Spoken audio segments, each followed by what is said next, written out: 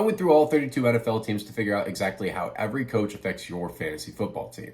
Starting off with today's lesson, the Arizona Cardinals. I did this because I think there's been a lot of bad takes as of recent, and it's something that you need to watch out for is getting kind of caught up in these efficiency metrics or these overall player profiles. Although they do a great job of identifying talent and so on, it doesn't mean that player is going to succeed, because we really have to think about this more from a logical standpoint. Who has more impact over a player's actual production? The player themselves or the coach? The coach is the one that's going to allow them to get on the field, right? I just have a lot of issue with these micro efficiency metrics and these micro profile metrics that we really look at. As I've noted, like, they're very helpful in a lot of facets and have pointed to like creating lots of success. But we really have to kind of take a step back here and look at it from a macro perspective just as much. Because if we can't understand the macro of football, then we're not going to understand the micro. And that starts off with just really understanding the team, the management, and how exactly they're going about the pieces. So go ahead, take a seat. Class is in session. We're going to start off with just the basic intro, how many wins they're projected to get and how many I realistically see them actually getting. We're going to look at their strength of schedule and see why that matters so much. I'm just going to tell you right now, something really important to keep in mind is you want to find these teams that are in that 9 to 10 win range and have a realistically competitive schedule, because that gives us a really positive game script for these players to overall succeed. But that's not the end all be all to all this, because there's, as I said, so many other factors that we need to weigh in before we really start identifying who we want to buy, who we want to sell, and really who we want to hold. So then after that, what we're going to do is we're going to weigh exactly where we think they're going to land in their division. I know for a fact you're probably not going to agree with me some of these takes, but at the end of the day, I have a rather contrarian thought process on a lot of things. What we're going to base it on is whether a team is more defensive or offensively minded. So if we have two offensive minded coaches, it's definitely going to be a more offensive minded program. But if we have two defensive coaches, the flip side, right? I went over 1,200 Excel spreadsheets of every single coach and basically just plotted out the data and see how we can correlate that in between the players. And I think you guys will find the insights rather interesting. Cardinals nearly departed with half of their roster. If not, maybe I'm doing my math wrong. Perhaps there's been more guys that have left and come on than have gone in this video. But at the time of which I'm doing this, I had about 25 guys who have departed the team, whether that be retirement, whether the team didn't like them, so on and so forth. And they didn't fill all of those gaps. And what you're going to notice is they didn't really bring in a lot of starters. They brought in a lot of kind of developmental pieces where they see either some potential talent or something that they can really grow on. And that's going to be the overall theme that I think you see here with this particular team, is that it's in the developmental stage. I actually really like what the Cardinals are doing here. They're building their offensive line and they really want to build it cohesively. But what's fascinating here about the offensive line is pretty much everyone signed to a 2-year deal, which I think is very interesting to see. That kind of points back to my point of them growing together and getting to really see if this line can be cohesive and where they're going to be really by the time Kyler is actually healthy. And in theory, he's going to have a much stronger offensive line. Now you probably went, well, isn't there a chance that Kyler is going to come back this year? What's the deal with that? The reason why I don't think we're going to see Kyler back this year is not because he's not a talented player or whatever. It's because they signed 2 backup quarterbacks to a 1-year deal, and then you still have Colt McCoy, who has become notorious to some extent about saying he was going to get a dog when he retires. And he made it very clear that he's not going to be getting a dog this year, which basically a lot of these signs point towards, at least me thinking, they want to build this offensive line so they have a strong offensive line for when Kyler theoretically gets back. They don't want to rush that. And they're going to really just throw a lot of plug-and-play guys in for right now to kind of just get this offense where it's going and probably be another bottom-tier team again. And that's really emphasized in how many wins they're actually projected to get here, in which they're realistically estimated to give out 4 or 5. And it's pretty clear that they are the division favorite to be the 4th overall seed in that division. So I think that does make a lot of sense based on what we're seeing. I do think the Rams and them will actually battle it out for that a little bit more than people are expecting. But I just don't see this team being great this year, which is kind of why I'm personally so bearish on them overall in terms of fantasy. We're now going to look at the coaching trends relative to players and price and basically go through a buy, sell, hold type deal of what we're going to actually be doing with these guys. We're going to look at Drew Petzing's kind of coaching history here so we can get a little bit of understanding. This is the only time I'm going to include assistant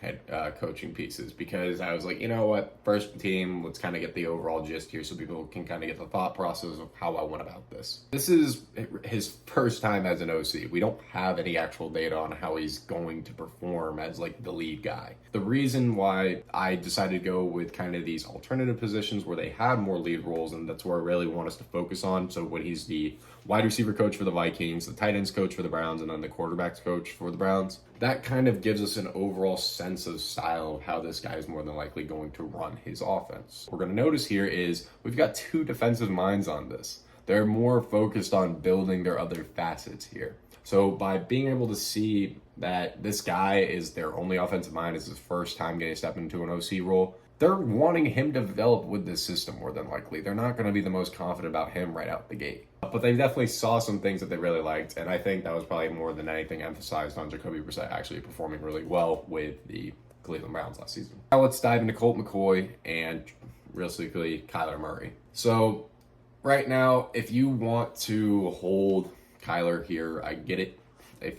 I personally saying he's a sell, just don't touch him this year, and you can theoretically buy low next season. I'm also saying that Colt McCoy is going to be a sell. But why exactly is that? What are the numbers that really back this kind of thought process? So whether you go to Prediction Strike or you go to Sleeper or wherever you want to go, you're going to see that he really didn't have that great of production. Like the highest of highs of games he had was against the Rams, where he put up about 14 fantasy points, which is great to some extent, but that's not going to win me my league. Kyler Murray would be the theoretical better option, but as I said, I don't think he's going to play this year, so I don't really see how that benefits us in a lot of facets. We can see that there's just kind of this overall flat arc. There's nothing crazy. It seems kind of flatlining, if anything. And what we can kind of guesstimate is that Colt McCoy is, based off this QB total of the theoretical coaching history here, is probably going to bounce in that 12 to 13 range if we're lucky. And that's not me trying to be like, oh, you should be doing, like, come on, it's common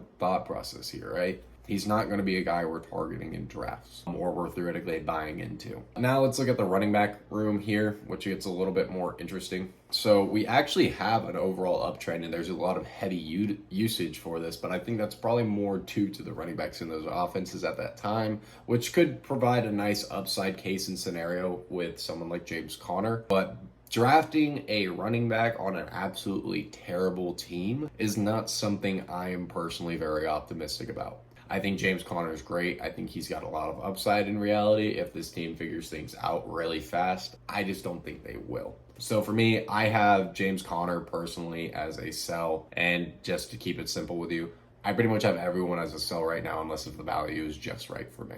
I think once you cross-reference the running back production under Drew Petzing, which remember is not entirely under him, these are just the systems he's been a part of, so we're kind of getting to see where his thought process is, and you cross-reference that with his actual production via like RotoViz, or you just look at the charts on Prediction Strike to see his overall actual performance, he's probably going to range in that 13 to 14 range. Realistically, I kind of wouldn't be surprised if we put him in the 12 average fantasy points per game. And remember, negative game scripts are not good for running backs. I mean, in theory, they could just be running it out more because they're like, okay, get the game over with. But at the end of the day, NFL teams are still trying to win games or figure out how they can win games, and they're really probably going to be testing a lot of different things this year. Now moving on to the RB2 spot, you can theoretically buy a handcuff in somebody like Keontae Ingram. I don't think it's a bad spot for this year. I think you can really get him at any point you want because no one's even talking about him right now. But he did go 201st overall in his draft. That's not the best sign for overall draft capital, but when you're looking at a team that's clearly in a rebuild and potentially could have some injuries down the line, he's not really going to be going high on what I imagine a lot of drafts are having right now. He's a handcuff. Moving over to the tight end one position, because Zach Ertz is a sell for me. I do not want to touch him. I think the cross-referencing of the tight end one production on top of that is just a no. And I think we're still looking at about an 8 to 9 average fantasy point range, which is not going to win us our league or really make us any sort of money. Now, moving towards the guy that is being overvalued right now is Marquise Brown. Yes, the wide receiver one realistically is going to be averaging about 13 to 14 fantasy points based off of what we're seeing from this coaching production here. But I've also seen what Colt McCoy has been able to do with Marquise Brown, and they haven't been able to connect nearly as well as him and Kyler have. So for me, he is a massive sell right now. I think he's overvalued. He's not somebody I would take, mainly because it's just he doesn't have the quarterback play, in my personal opinion, that he needs to be able to be that 15 plus fantasy point receiver. I think projecting more in that 13 to 14 range at a very best case scenario is a more likely outcome. Games without Kyler, let's look at the numbers here. All right. So that means we need to look at weeks 14 and onward. How did Marquise Brown do in those games? Because Kyler Murray was not his quarterback. 7.4, 5.9, 8.8, 12.1, and 1.7. I don't know about you, but that does not seem like a good trend for me personally. But to me, receivers tend to be a little bit more linear in their overall progression. And so when I see a downtrend with a quarterback that they're really not performing well with, they're a sell for me.